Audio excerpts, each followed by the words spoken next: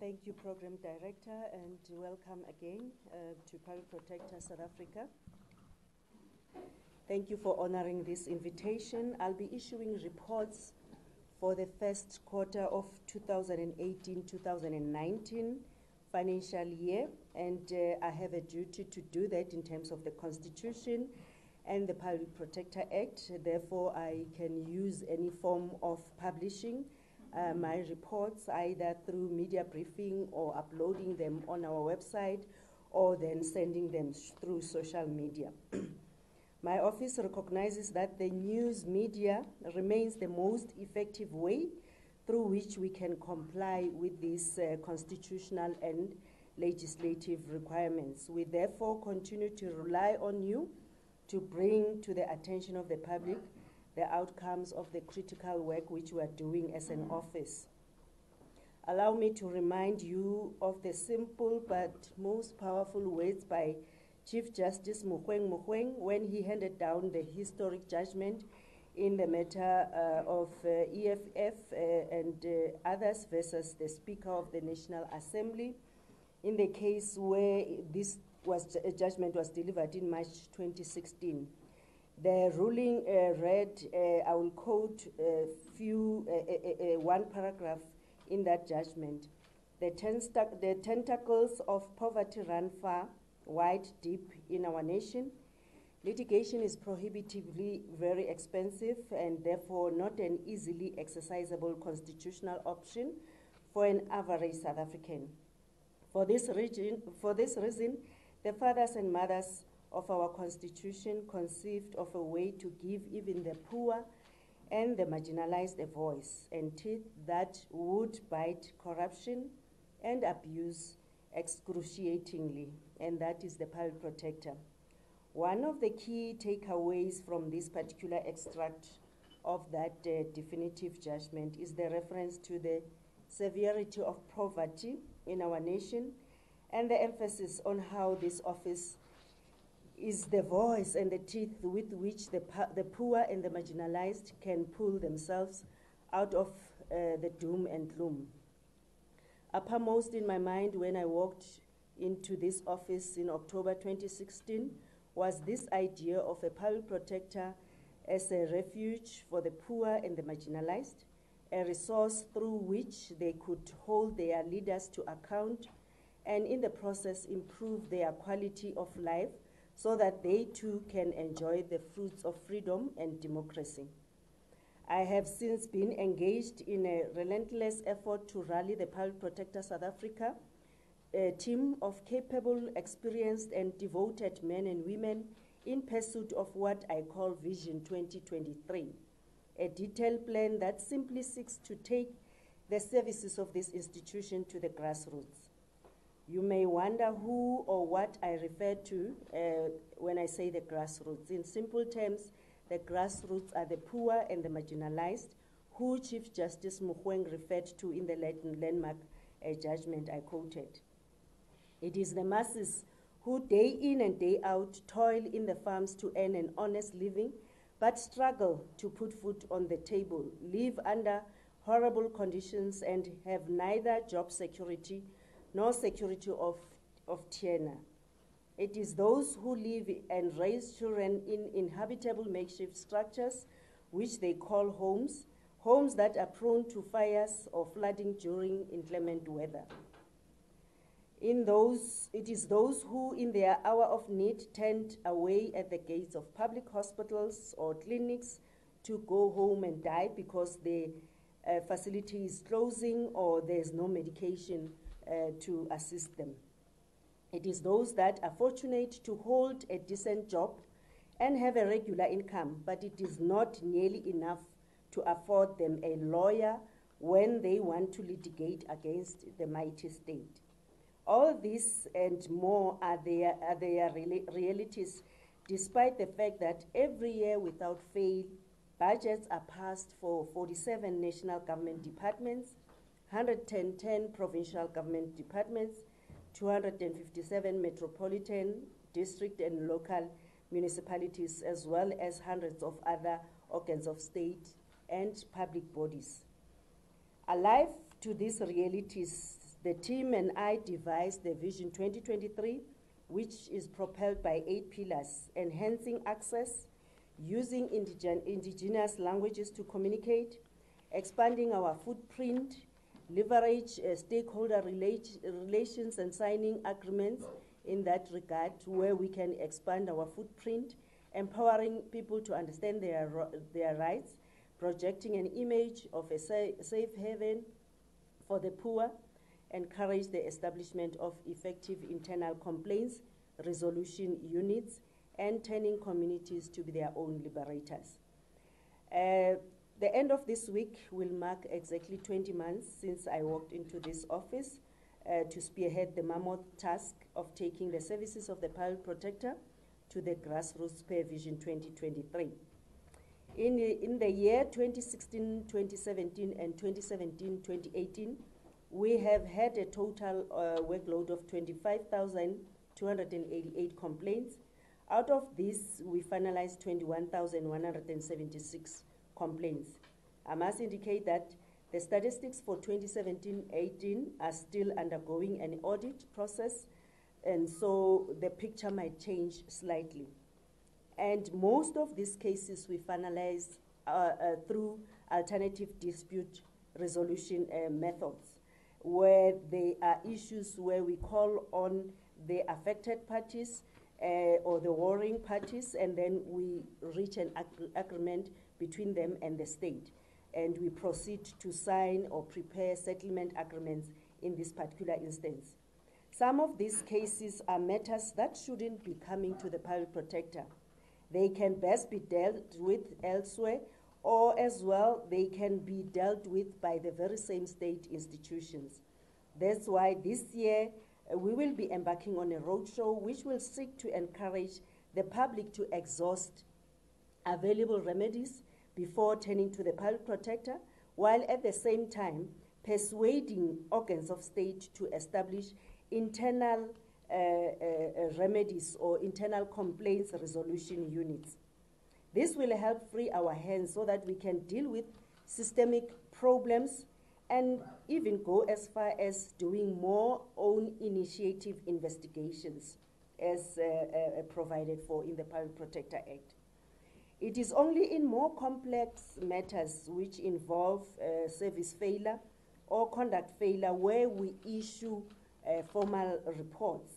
In the 20 months that I have been in the office, we've issued 50 investigation reports, which will include the ones I'll be releasing today.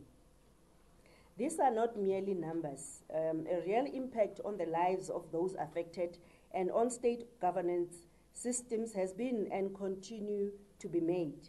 In the Eastern Cape, we issued the Nelson Mandela Funeral Report, which I investigated misappropriation of public funds, improper conduct, and maladministration by provincial government. I must indicate that this report is being implemented by the provincial government, save to say it's only the Provincial Director General who is taking a particular or a section of the remedial action on judicial review. For residents of notorious Gliblands Hostel in Umlazi, Durban, today is better than yesterday following our investigation and subsequent report with strict directives. There were findings against the police services, which is responding well into our remedial action. I must indicate that officers from the SAPS, Public Order Policing and Visible Policing units, and members of the Metro Police are regularly deployed within the hostel to maintain safety, security, peace, law, and order. And other members of the Metro Police are deployed on the outer perimeter of the dwelling. Again, I must further indicate that this provincial police task team is dealing with cases of murder, attempted murder, intimidation, and illegal possession of firearms.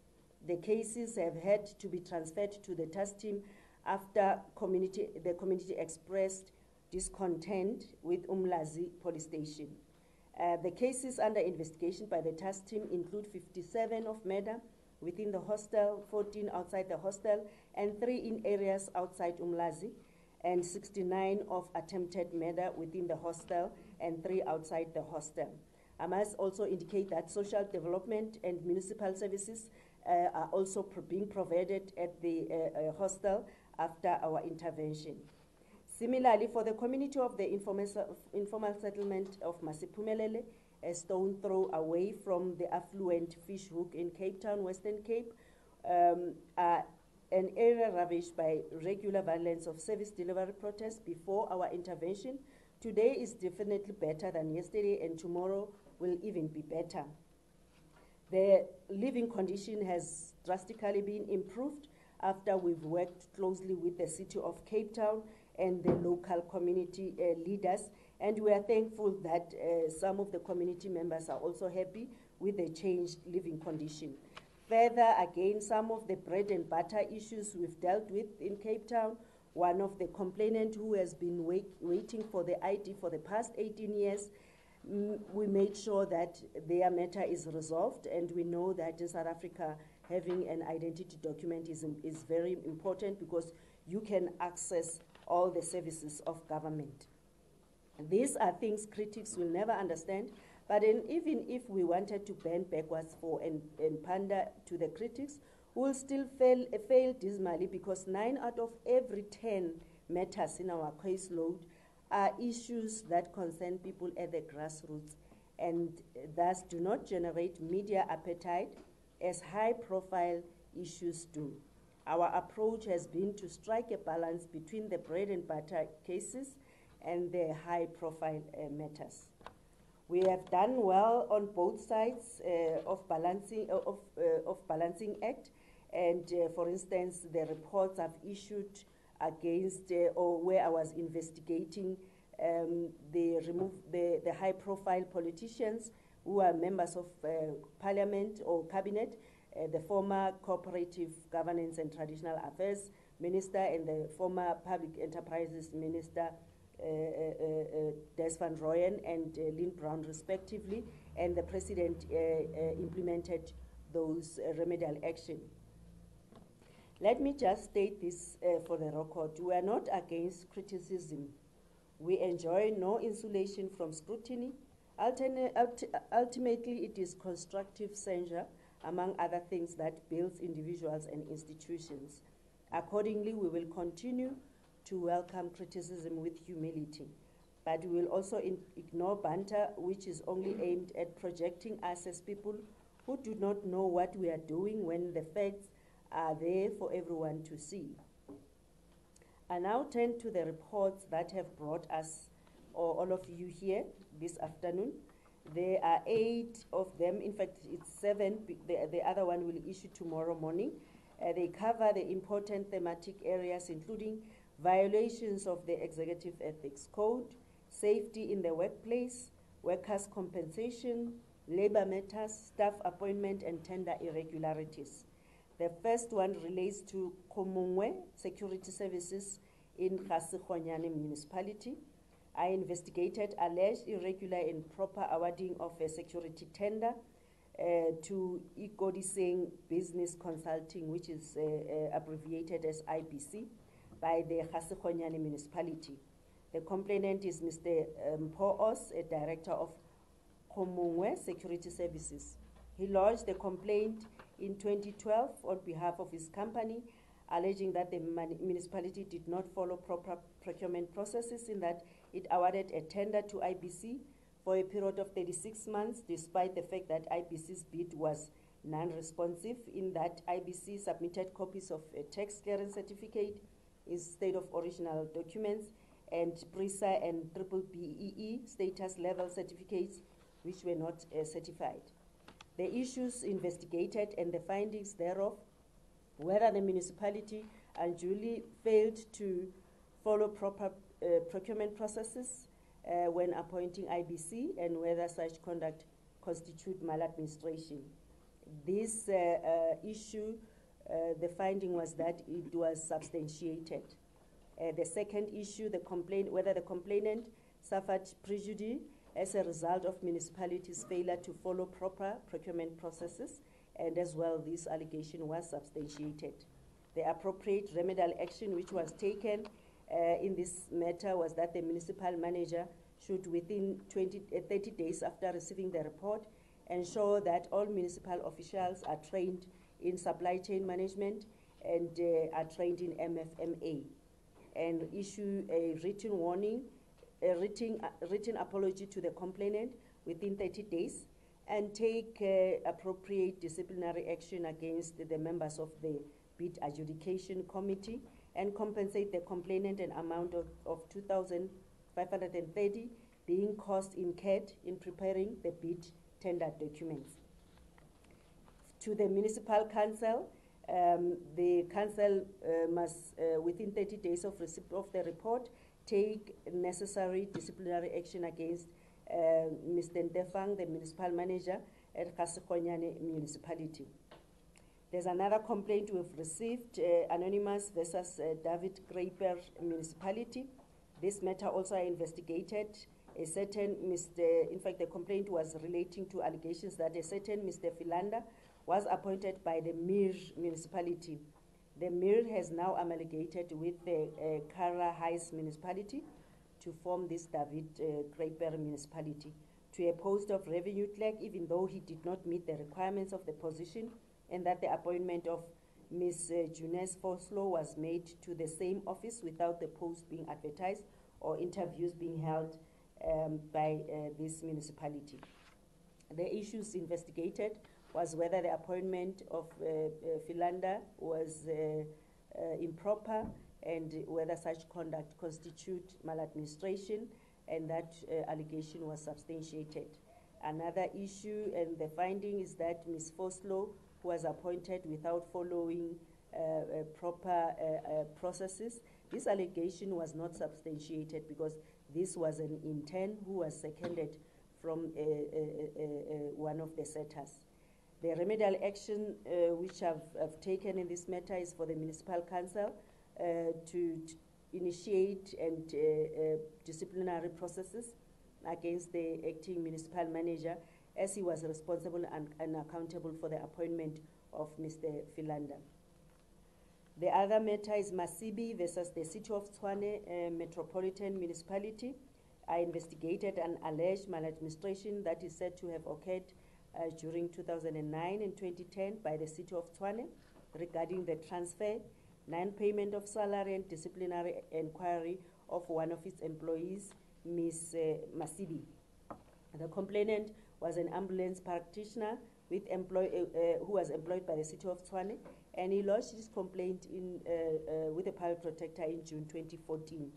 The complainant was previously employed by the City of Tshwane until her resignation in 2015. She alleged that during 2009 and 2010, she suffered improper prejudice as a result of unfair labor practice. The issues which were investigated and the findings, whether the City of Tshwane improperly transferred the complainant from Roslyn Fire Station to Wonderboom Fire Station, the allegation was substantiated, and whether the City of Tshwane improperly withheld the complainant's salary between 2010, of February 2010 and November 2010, the allegation was also substantiated, and further that the complainant suffered prejudice. The remedial actions which were taken is that the City of Tshwane must, within 14 days of this report, tender a written apology to the complainant, and further they must submit to the Public Protector that written apology, and further that the City of Tshwane should be able, must pay the complainant the amount of the salary which was not paid between February 2010 to November 2010. There would be a 15.5% per annum interest on that, which they also have to pay. The next matter relates to Mr. Silepe and others versus the South African Energy Corporation. This matter, I've investigated the allegation of maladministration level against the South African Energy Corporation by a certain Mr. Manyanyata Silepe and others. A lot of the complainants were former employees of Nexa in Pelindaba, while the rest were subcontractors who previously did business with the corporation. Mr. Silepe and others, they complained that they suffered adverse medical conditions as a result of working for Nexa. They allege that while employed there, they were not informed about the possible risk of radiation contamination. They also allege that they were not provided with training on safety and protective clothing, and they further allege that in some cases, they were not legally authorized to work in radiation areas, yet they were instructed to deal with the so-called radiation and hazardous chemicals or clean in those particular areas. So the issues which were investigated and the findings, whether the complainants suffered adverse medical conditions as a result of their employment with NEXA, and did this cause them to suffer improper prejudice. The allegation was not substantiated. Whether due processes were followed by NEXA in the way the compensation fund claims were dealt with, and does this constitute maladministration? This allegation was substantiated. Whether due processes were followed by the compensation fund in dealing with the claims lodged, and does this constitute maladministration? This allegation was also not substantiated. The other substantiated allegation was whether there was failure by NEXA to conduct a proper investigation into the death of Mr. Mota. So this allegation was substantiated. The remedial actions which we've taken, and after having engaged NEXA and NEXA committing to implement, is that the National Nuclear Regulator and NEXA must, within 60 days of this report, subject the employees identified in the report of Mzansi Energy Solution and Innovations, which was appointed by NNR to conduct specialist medical examinations and tests on its behalf between September and November 2016 at various private hospitals in Gauteng for further evaluation as recommended. NEXA must provide all employees with a copy of their exit medical certificates, and the certificates should also be placed in their files. NEXA must, in terms of the personnel protective equipment issued and training on the use thereof, there should be strict compliance by managers. This should be audited annually. All subcontractors must be subjected to ongoing training on all risk factors within the scope of their employment. So NEXA should issue a written apology to Mr. Mota's family for failure to conduct a proper investigation into his death. NEXA must, within 3 months from date of this report, consider paying the Mota family an ex gratia payment amount determined as reasonable consolatory payment for the frustration and distress they have suffered as a result of failure by NEXA to conduct a proper investigation into the death of Mr. Mota. The next report relates to Anonymous versus Mieseta.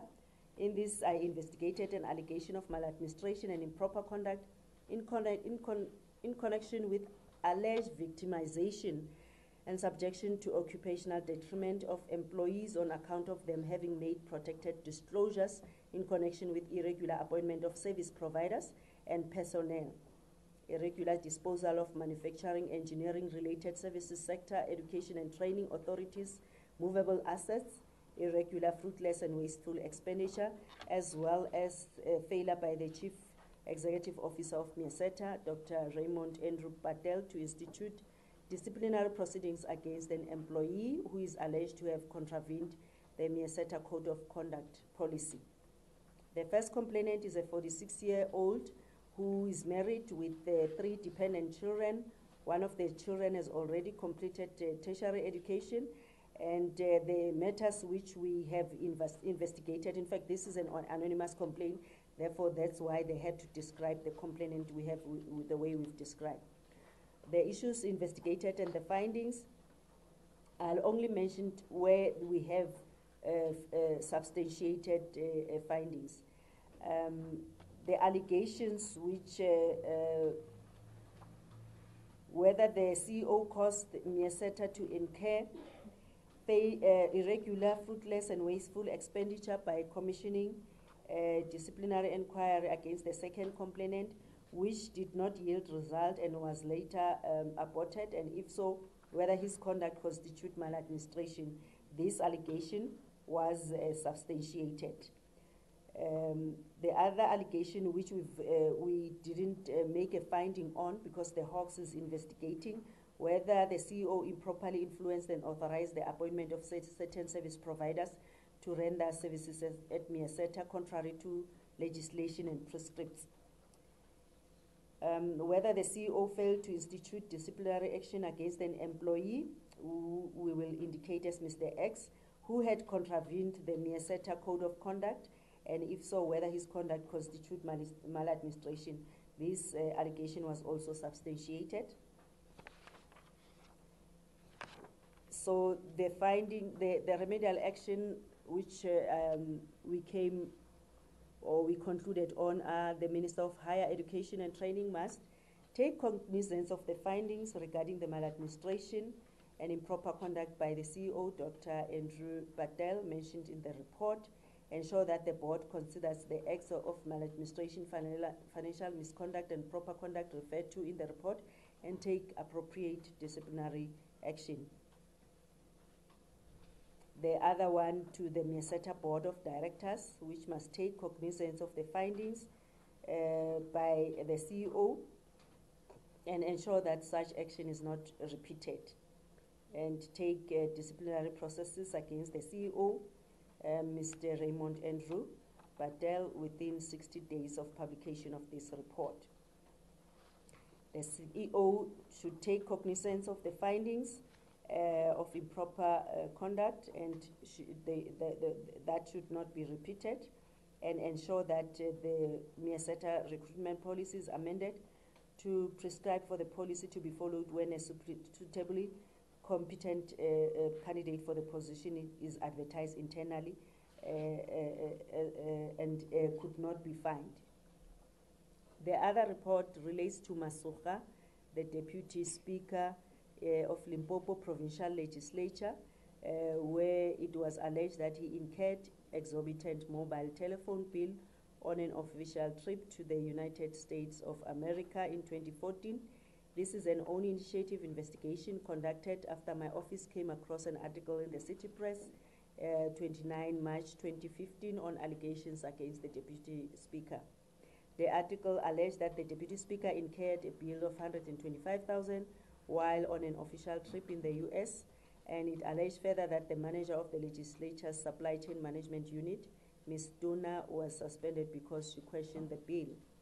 The following issues were identified and investigated: whether the Speaker incurred an exorbitant or unreasonable mobile telephone bill whilst on an official trip in the US. This allegation is substantiated. Whether the amount spent by the Speaker on his mobile telephone bill was exorbitant and unreasonable. This allegation is substantiated. And whether the manager of the legislature's supply chain management, Ms. Tuna, was suspended as a result of querying this. This allegation was not substantiated because we could not get cooperation from Ms. Tuna. I took the following remedial action. The Speaker of the legislature must, within 60 days from date of this report, ensure that the legislature review sections 6.5 and 6.6 of the policy, specifically to provide for the total allowance on combined mobile telephone, voice, and the mobile tablet and laptop data for members of the legislature per official international trip. And the acting secretary of the legislature must, in consultation with the Speaker of the legislature, take appropriate action and recover a reasonable portion of the amount spent from the Deputy Speaker, which he incurred when he was in the US, within 60 days from date of this report. The next report relates to the complaint lodged by Makatla versus Zille, the Premier of Western Cape Province. This allegation was lodged in terms of the Executive Ethics Code by was lodged by Mr. Makatla. The complaint was lodged with my office 7 July 2017, and it relates to the violation of Section 2(1)(c) and D and 2(3)(c) of the code by conducting herself as follows. She tweeted, amongst others, that for those claiming legacy of colonialism was only negative, think of our independent judiciary, transport infrastructure, piped water, etc. The tweet has brought back a lot of pain and suffering to the victims of apartheid and colonialism in South Africa. She celebrated the oppression, exploitation, racism, and poverty, which are the direct results of the legacy of colonialism. She failed to act in good faith and in the best interest of good governance by making such statements. The Premier's actions did not comply with what was expected from a person holding the office of the Premier of the province. She also failed to act in a manner that is consistent with the integrity of her office. She violated the principles of the Constitution and divided the society on racial grounds. And by undermining South Africans with her personal beliefs on colonialism, she failed to uphold her oath of office, which requires the Premier to hold office with honor and dignity. The following were issues considered for investigation: whether the Premier of the Western Cape Provincial Government, Honorable Zille, allegedly made the twist on colonialism in the media, which allegation is substantiated, and whether the alleged tweets on colonialism made by the Premier violated the provisions of the Executive Ethics Code. The allegation is substantiated. In the light of the above findings, I'm directing the following remedial action. The Speaker of the Western Cape Provincial Legislature must, within 30 days from the date of this report, table it before the Western Cape Provincial Legislature for it to take appropriate action to hold the Premier accountable as contemplated in Section 1142, 133, subsection 2, and 3A, and 136, 1 and 2B of the Constitution. Thank you. Thank you, Public Protector. We will now open the floor for questions. And I will ask colleagues here to first introduce themselves and indicate which media houses they represent, and then they can pose their questions. And then we will take questions in batches of 4 at a time and allow the Public Protector, assisted by the panel, to respond to each of the questions and then take another round. So let's see by a show of hands who wants to go first. I've noted the colleague over here. Who else wants to pose a question? Okay, up to so far we have one. If the lady here will introduce herself.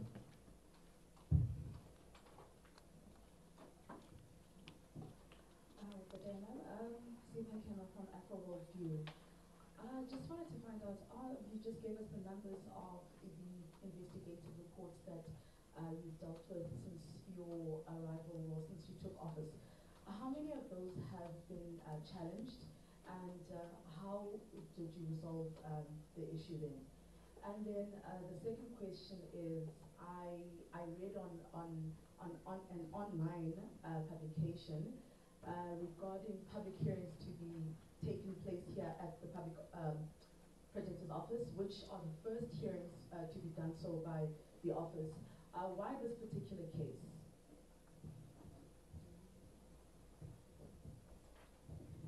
I haven't seen any other person wishing to ask the question. In that case, we'll hand over to the Public Protector to respond to those 2 questions. Thank you. Thank you, Program Director. I hope I'm audible enough. The reports which we've issued, around 50 reports since I've joined the office. Out of those which were taken on review are not more than 10. In fact, even less than 10, which were taken on judicial review.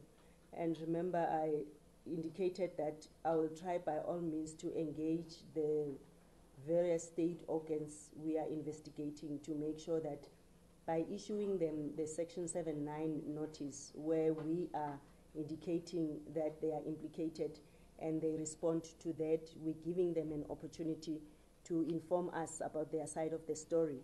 So most of the reports which have been issued are not taken on review because we've agreed on with the relevant implicated parties. The public hearings which we will be holding, we're still finalizing the project plan, relate to the Masiphumelele race course complaint which we've received. I wouldn't say it's the first one. I think there was another one which was done relating to the taxi,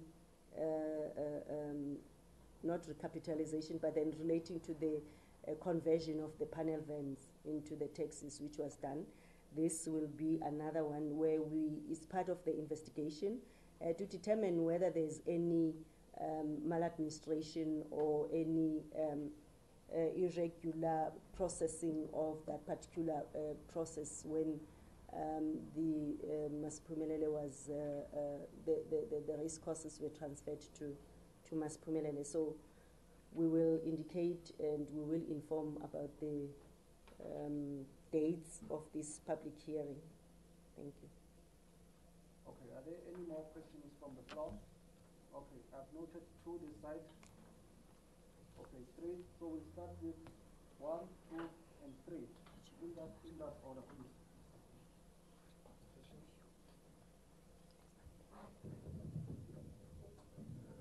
Good afternoon, Public Protector and the panel. It's Alvin Sampier from ENTA.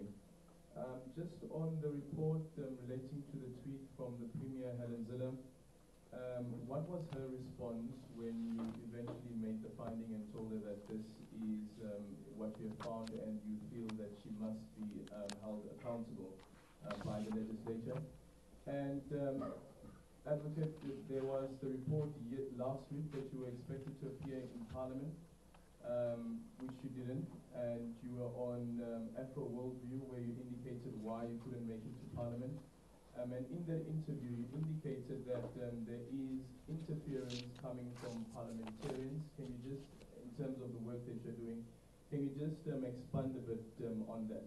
And you also said that you were not even aware that they were going to discuss the issue relating to the Commission of Inquiry or the inquiry into your fitness to hold office.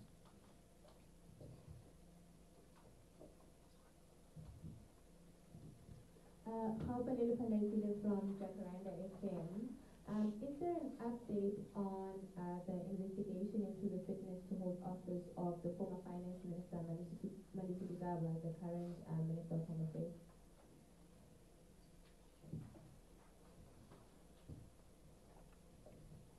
Wayne from Reuters News Agency.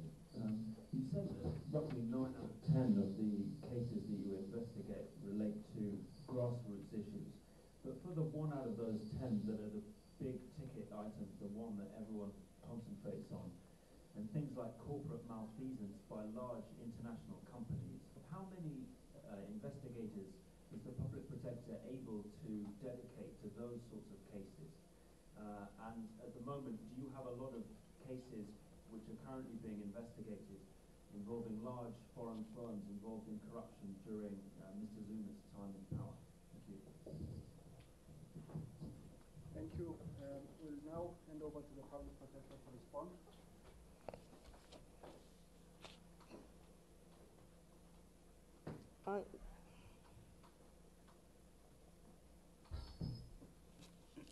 Thank you for the questions, Aldrin. I must indicate that the meeting with the Portfolio Committee, I'll repeat again, yes, the invitation I received was an invitation to discuss the rules, Public Protector rules, and the issue of the policy on appointing the special advisor. So the issue of my fitness to hold office was not part of the items on that particular agenda. And I think I've indicated that that process can take place even if I'm not part of that particular meeting. So, and I indicated why I didn't delegate that particular matter because it was relating to the rules and the policy, of which those two were not delegated to any other person. So the issue of interference is more on appearing before the portfolio committee, and most of the time ending up dealing with the matters which are before court and matters which are bordering around issues of further also interfering with the work of the public protector. Because I said I expect the portfolio committee and institutions of the state to support the Chapter 9 institutions. Hence, the Chapter 9 institutions, we are there to strengthen this constitutional democracy. Therefore, we wouldn't be able to do that if we do not receive the necessary support. And again, the necessary support for us to do the work, to be able to protect the very same grassroots we are referring to. The Malusi Gigaba matter, the investigation is it's progressing well. We've received the response from the minister. The investigators are now analyzing the responses to determine whether there is any irregular or any conduct which we can make a finding on. Reuters, the issue of grassroots, yes, 90% of our investigations relates to bread and butter issues. But then when it comes to issues relating to corruption, especially corruption which is done by state institutions, because we don't have jurisdiction over private companies, definitely we have a branch within the public protector which deals with those good governance and integrity cases, and a lot of them relates to corruption. I must also hasten to say that they are very complex matters which should be taken to court actually, but we are investigating them, and you'd find that an investigator has up to 15 to 20 of those very complicated matters. Hence, we take up to 24 months to finalize those investigations. I must say that we've referred some of the matters relating to the state of capture to the Commission of Inquiry, especially because it falls within their mandate, and again, the Commission is well resourced to deal with those matters. Yes. There's just one that was not responded to, relating to the response of the Premier of the Western Cape.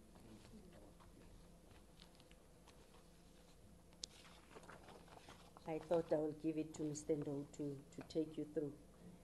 The response of the Premier was received the 15th of March 2018, where the Premier indicated that my conclusion that her tweet gave rise to the constitutional and statutory infringement will amount to and represent an arbitrary and irrational decision which will not withstand judicial review scrutiny. So the Premier felt that it was within her rights to tweet like that, because in terms of the Constitution, she has freedom of expression. So that was her view, that there's nothing wrong which she has done. Thank you, do you still have any more questions, ladies and gentlemen, before we... Can I just quickly follow up? Okay, Aldrin, and then the gentleman right behind you.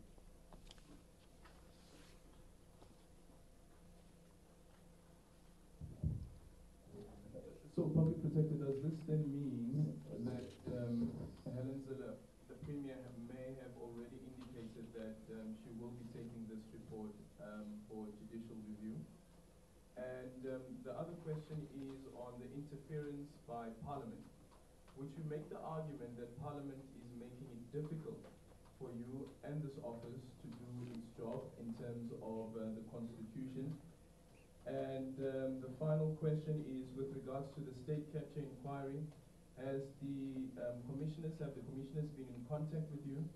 And have they asked you to appear before the Commission of Inquiry? And is there any evidence that you may have handed over to this Commission of Inquiry so far?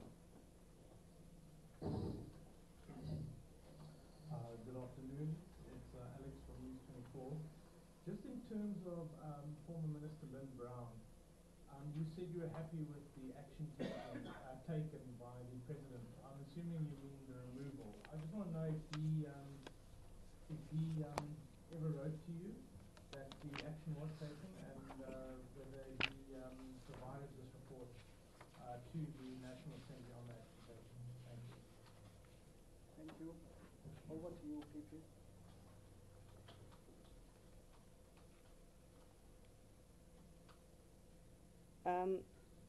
The follow-up by Aldrin. The response by Madam Zille, it's yes, was stating that she doesn't agree with the finding because when we issue the Section 7.9, we issue the Section 7.9 indicating that you are implicated, and these are the findings which we will be having. Yes, she indicated that, but then at the end of the day, taking the matter on judicial review, any person has a right to do that. And again, that matter will be ventilated by another forum. There's nothing wrong in her doing that. And I think it's not a reflection on us or on her. So I think we've tried our best by bringing the matter to her attention, but she has a right to do that. The issue of Parliament, Aldrin, it's more of requesting Parliament's support because in terms of the Constitution, Section 181, 3 and 4, it does provide that organs of state and anyone should support the Chapter 9 institution, and no one should interfere with the functioning of the Chapter 9 institution. So sometimes when other issues are dealt with, it's as if there's a lot of interference. And I must indicate that those are issues I'm trying by all means to bring to the attention of the Speaker and even the Chairperson of the Portfolio Committee that we need to resolve them. I don't think it's fine for us to be dealing with such issues in a manner which we are dealing with. On the Commission of Inquiry, we issued a statement where we handed over all the state of capture investigation report and the evidence which we handed over to the Commission. I think we said it was around 110 or 127 Akliva files. And there's also complaints we've received from CASAC, which were related to the state of capture. The issue of ESCOM, Makoko, and Minister Brown's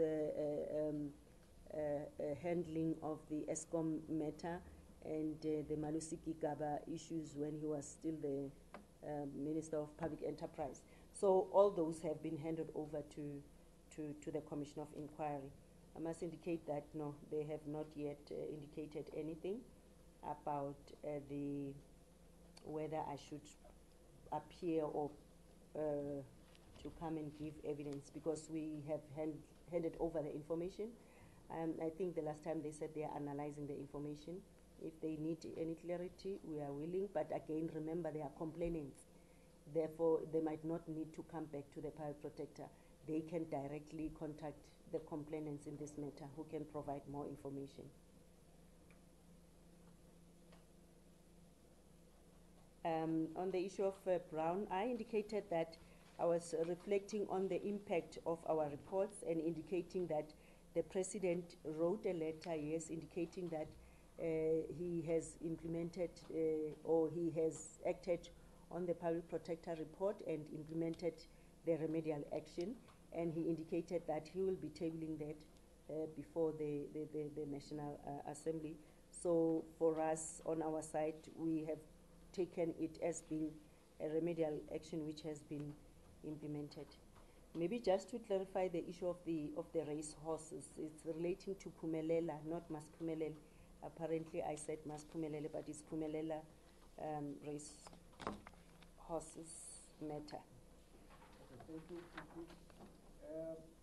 I don't see any more hands from the floor.